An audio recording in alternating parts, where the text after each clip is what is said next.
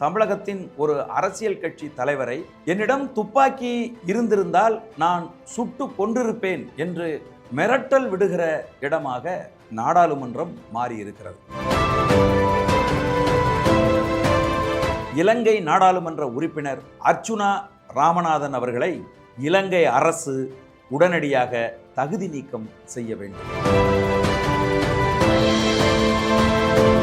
இந்தியாவில் இருக்கக்கூடிய இலங்கையின் தூதரகத்தை அழைத்து பேச்சுவார்த்தை நடத்தி விளக்கம் கேட்க வேண்டும்.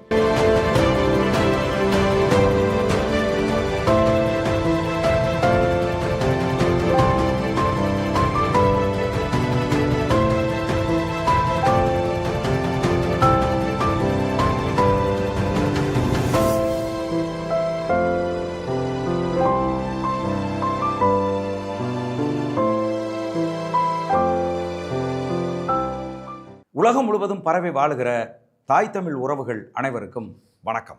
இன்னைக்கு நம்முடைய சோழன் சொல்வீச்சு வலையொலியில் ஒரு இந்திய குடிமகனுக்கு இலங்கை நாடாளுமன்றத்தில் கொலை மிரட்டல், மௌனம் காக்கும் இந்திய தூதரகங்கள், இது குறித்து பேச இருக்கிறோம். ஜனநாயகத்தின் உச்சபட்ச அதிகார மையங்களாக இருக்கிற நாடாளுமன்றங்கள் இன்றைக்கு எப்படி இயங்குகின்றன என்று பார்த்தால், மக்கள் பிரச்சனையை பேச வேண்டிய இடத்தில் அண்டை நாட்டு குடிமகனை, அதுவும் தமிழகத்தின் ஒரு அரசியல் கட்சி தலைவரை என்னிடம் துப்பாக்கி இருந்திருந்தால் நான் சுட்டு கொன்றிருப்பேன் என்று மிரட்டல் விடுகிற இடமாக நாடாளுமன்றம் மாறியிருக்கிறது. எங்கே?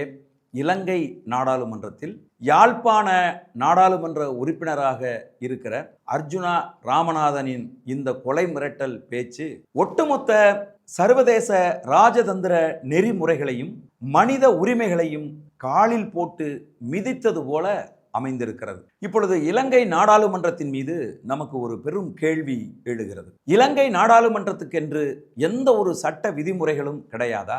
அங்கே சபாநாயகர் என்று ஒருவர் என்ன செய்து கொண்டிருக்கிறார்? இலங்கை நாடாளுமன்றத்திலே நின்று கொண்டு ஒரு நாடாளுமன்ற உறுப்பினர் அண்டை நாட்டு குடிமகனை சுட்டு கொல்லுவேன் என்று பேசுவதை அந்த நாடு அனுமதிக்கிறதா?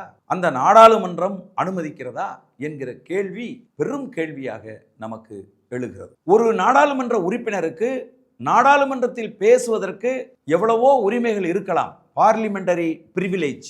ஆனால் ஒரு அண்டை நாட்டு குடிமகனை நான் சுட்டு கொல்லுவேன் என்று கொலை மிரட்டல் விடுகிற உரிமை இருக்கிறதா என்கிற கேள்வி நமக்கு எழுகிறது. அப்படி உரிமை இல்லை என்று சொன்னால் ஏன் இலங்கை நாடாளுமன்றம் இன்னும் அர்ச்சுனா ராமநாதன் மீது ஒழுங்காற்று நடவடிக்கை எடுக்கவில்லை என்கிற கேள்வி நமக்கு எழுகிறது. நான் இலங்கை நாடாளுமன்றத்தை பார்த்து ஒரு கேள்வி கேட்கிறேன்.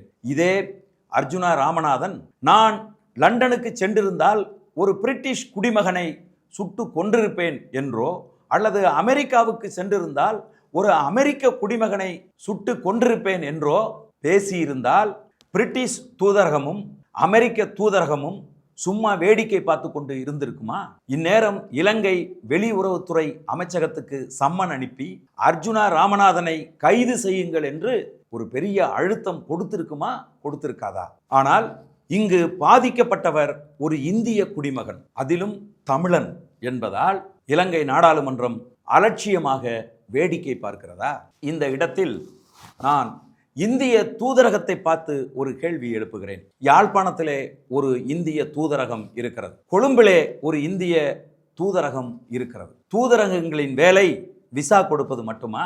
இன்றைக்கு தொழில்நுட்பம் வளர்ந்திருக்கக்கூடிய ஒரு சூழல்ல மக்கள் தங்களுக்கான விசாவை ஆன்லைன்ல அப்ளை பண்ணியே பெற்றுக்கொள்ள முடியும் என்கிற சூழ்நிலையில் இந்திய குடிமக்களின் பாதுகாப்பையும் இந்திய இறையாண்மையையும் காக்க தவறுகிற இந்த இந்திய தூதரகங்கள் கோடிக்கணக்கான ரூபாய் மக்கள் வரிப்பணத்தில் வீணாக எதற்கு இலங்கையில் இயங்க வேண்டும்?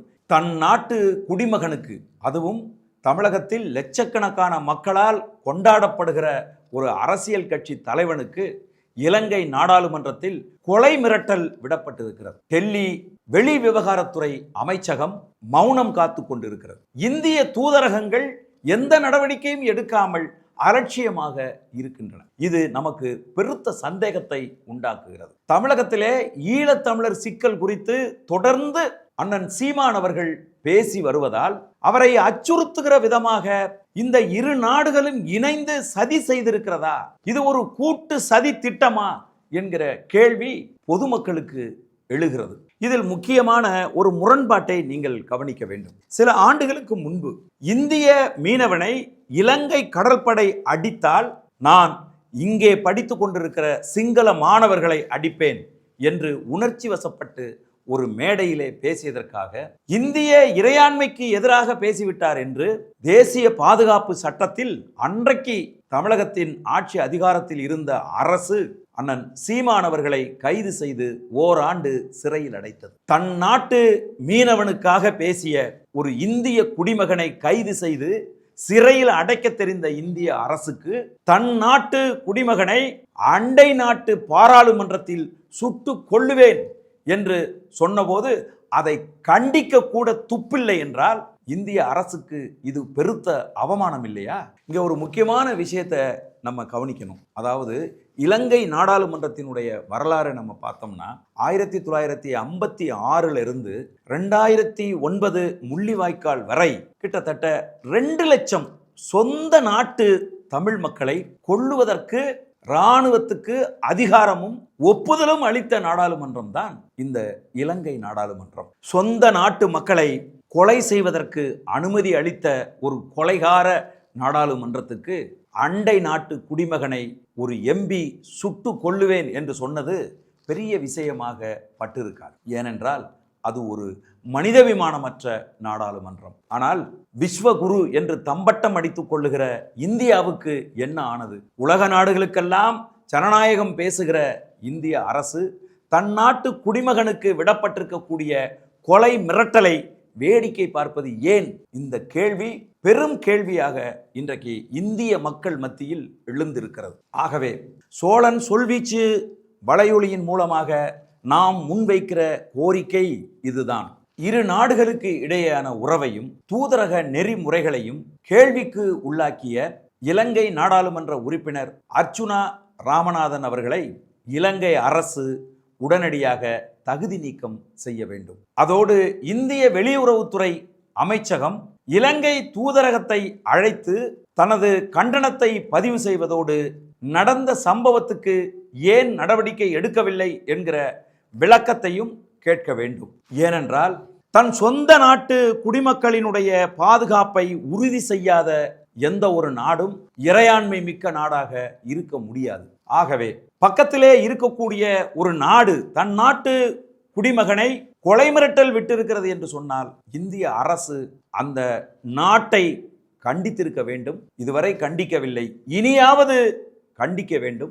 இந்தியாவில் இருக்கக்கூடிய இலங்கையின் தூதரகத்தை அழைத்து பேச்சுவார்த்தை நடத்தி விளக்கம் கேட்க வேண்டும். அப்பொழுதுதான் இந்தியா இறையாண்மை உள்ள ஒரு நாடு என்று இந்திய மக்களால் நம்பப்படும். நன்றி, வணக்கம்.